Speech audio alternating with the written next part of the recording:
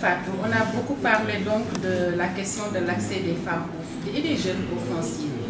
Et je pense que tout part donc de la terre. Parce que si on ne produit pas, on ne pourra pas transformer, on ne pourra pas vendre. Et Sidi vous disait tout de suite, parce qu'Abdoulaye Diallo a rappelé qu'il faudrait quand même un conseiller en foncier, non? Oui. Oui, et Sidi a répondu en disant qu'à côté de lui, il y avait une personne qui s'y connaissait. Effectivement, je fais beaucoup de plaidoyer de dialogue pour l'accès des femmes et des jeunes à la terre, ici et ailleurs. Et on a eu des acquis parce que dans la plupart de nos pays, en Afrique de l'Ouest, il y a des processus de réforme foncière,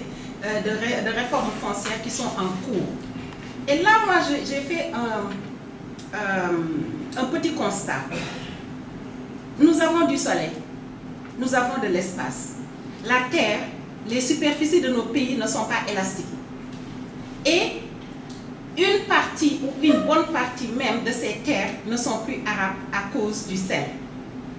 Mais il y a une alternative que certaines femmes, certains jeunes ont commencé quand même à apporter en termes de culture bio. On peut cultiver sur des tables. C'est possible. On peut avoir des semences certifiées de très bonne qualité. Et là, ça va impacter même sur la santé des populations. Il y a de cela des décennies, on ne connaissait pas les maladies que nous connaissons aujourd'hui.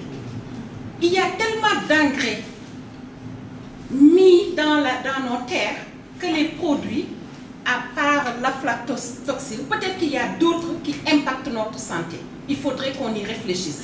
On ne peut pas changer le changement climatique, c'est une donne qui est là.